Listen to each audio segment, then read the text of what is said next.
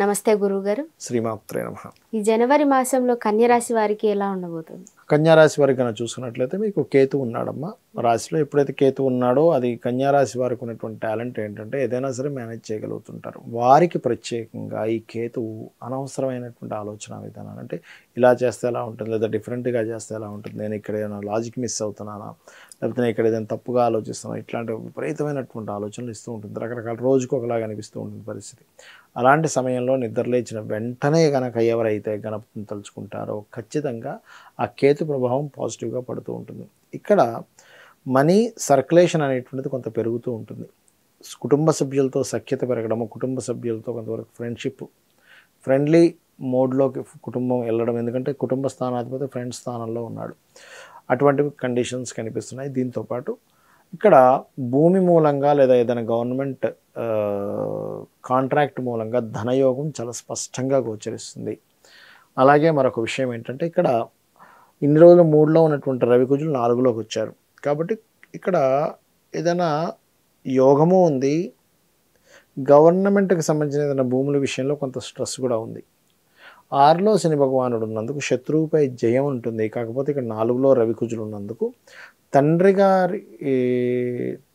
గారు కానీ లేకపోతే తల్లిగారు, ముఖ్యంగా తల్లిగారి విషయంలో, తల్లిగారి ఆరోగ్యంలో ముఖ్యంగా జ్వరము, వేడి చేయడము, హీట్ రిలేటెడ్ మూలంగా కొంతవరకు ఇబ్బంది పడ్డము, ఇటువంటివి చూపిస్తున్నాయి తల్లిగారికి చూసుకున్నట్లయితే. అదేవిధంగా సంబంధాలు కనుక చూసుకున్నట్లయితే వివాహ సంబంధాల కోసం వెతికేటువంటి వారు విదేశీ సంబంధాలు వెతుక్కోవడం అనేటువంటిది ఇక్కడ చాలా స్పష్టంగా క్లారిటీగా చూపిస్తుంది. అంటే కొంతమంది చూడండి ఇక్కడ వెతుకుతూ ఉంటారు కానీ ఇక్కడ దొరకవు. జాతకం చూపించుకుంటే ఇక్కడ కుదరవమ్మ విదేశీ సంబంధాలు అంటే, అయ్యో అవే వస్తున్నాయని మేము వద్దనుకుంటున్నాం అంటారు. రియలైజ్ అవుతారు. అప్పుడు విదేశీ సంబంధాలు సెట్ చేసుకుంటారు, వాళ్ళు బాగుంటారు కూడా. సో ఆ రకంగా సప్తమ స్థానంలో రాహు ఉన్నందుకు విదేశీ సంబంధాలే వీళ్ళకి బాగా కలిసి వస్తాయి.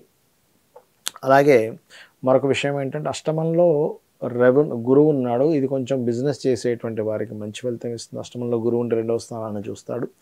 సో బిజినెస్ పరంగా మంచి గ్రోత్ అనేటువంటిది ఉన్నందులో ఎటువంటి సందేహం లేదు. కాకపోతే ఇక్కడ ఏంటంటే సడన్గా జాబ్ మారడం ద్వారా అదే పరంగా వీళ్ళకి బాగుండడం కూడా జరుగుతుంది. No need to worry.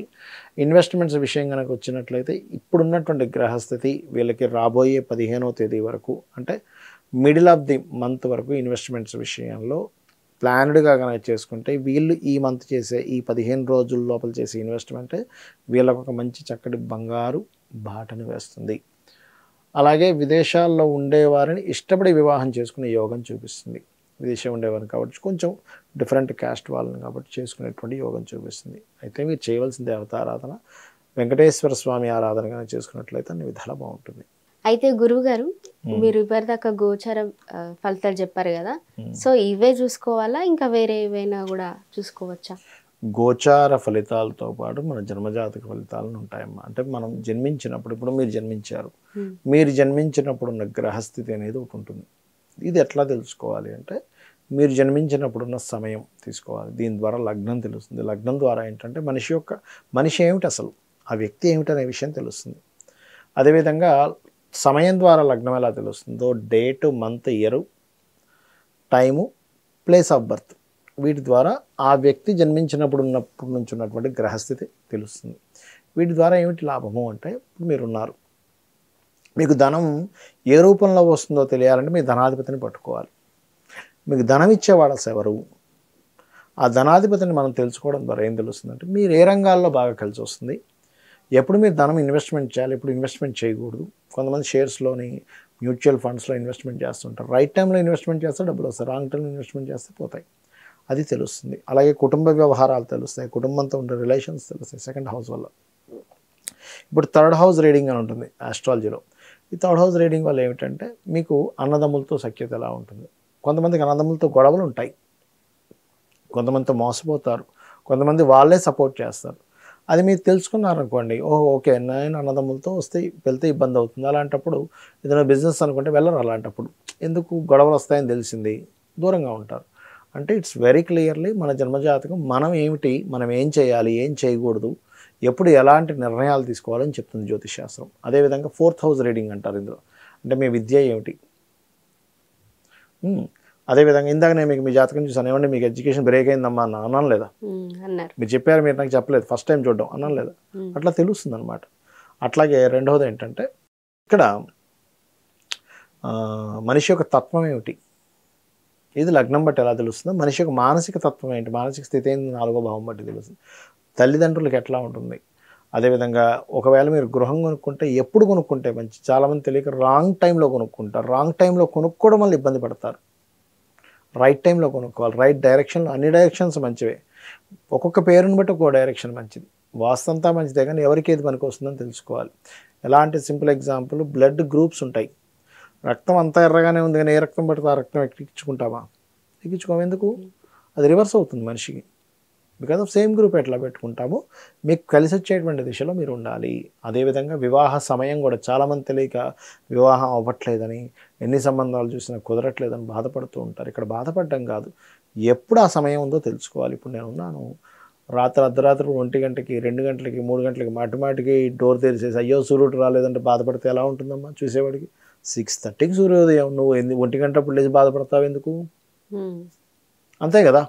So time, ఎప్పుడు వివాహ సమయం ఉంది అప్పుడు చేసుకుంటే వాళ్ళ లైఫ్ బాగుంటుంది. ఎప్పుడు లేదో మనం ఆ టైంలో, లేని టైంలో మనం వెతుకుతూ ఉంటాం. ప్రతి మనిషికి 3 నుంచి 5 సార్లు ఉంటుంది వివాహ యోగం అనేటువంటిది. ఆ పర్టికులర్ టైమ్స్ ఎప్పుడు వచ్చాయో వాళ్ళకు ఉన్నటువంటి ఆర్థిక పరిస్థితిని, ఇప్పుడు వచ్చింది కదా టైం వచ్చింది కానీ చేసుకోలేము, ఆర్థిక పరిస్థితి బాగోదు ఆ టైంలో, ఇంకోసారి ఇస్తాడు భగవంతుడు ఛాన్స్, ఇంకోసారి ఇస్తాడు. అలాగా గ్రహాల యొక్క కదలికల మూలంగా ఆ టైం చూసుకొని చేసుకోవాలి. అదేవిధంగా ఇన్వెస్ట్మెంట్స్ కావచ్చు, సంతాన అభివృద్ధి కావచ్చు, లేకపోతే దాని ఏమంటారు జాబ్ కావచ్చు, బిజినెస్ కావచ్చు, ఇవన్నీ కూడా మన జన్మజాతకంలో ఉంటాయి. ఇక్కడ మీకు సందేహం కలుగుతుంది, మరి ఇవన్నీ మన జన్మజాతకంలో ఉంటే ఇప్పుడు కూర్చోబెట్టి ఈ రాశి ఫలితాలు ఎందుకు చెప్పారు అని.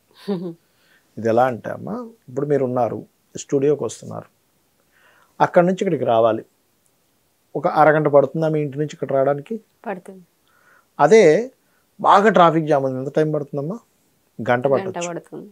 బాగా వర్షం పడుతుంది, ఎక్కువ టైం పట్టచ్చు కూడా. ఒకసారి వస్తున్న వెహికల్ ఆగిపోయింది, ఇంకెక్కువ టైం పట్టచ్చు. అంటే ఏమిటి, మీ చేతుల్లో లేకుండా ఇంకోటి బయట ఉండే పరిస్థితి కూడా మిమ్మల్ని ఆపుతూ ఉంటుంది. మీరు ఆరోగ్యంగానే ఉన్నారు, నడవగలరు, మాట్లాడగలరు, అంత ఆరోగ్యంగా ఉంది, ఏ ప్రాబ్లం లేదు, నేను కూర్చో యాంకరింగ్ చేయడానికి నేను రెడీగానే ఉన్నాను. కానీ వచ్చే తోవ ½ an hourలో రావాల్సింది 1 hour, 1.5 hour, ఒక్కోసారి 45 minutes ఎందుకు పడుతుంది? బికాస్ ఆఫ్ మధ్యలో ఉండేటువంటి పరిస్థితి. ఈ పరిస్థితిని ఇలా ఉంది కాబట్టి, బయట బాగా వర్షం పడుతుంది కాబట్టి, లేకపోతే బయట ఎక్కువ ట్రాఫిక్ ఉంటుందేమో కాబట్టి నేను ఒక అరగంట ముందు బయలుదేరుతానని మీరు డిసైడ్ అయితే టైంకి రాగలుగుతారు, అదర్వైజ్ రాలేరు.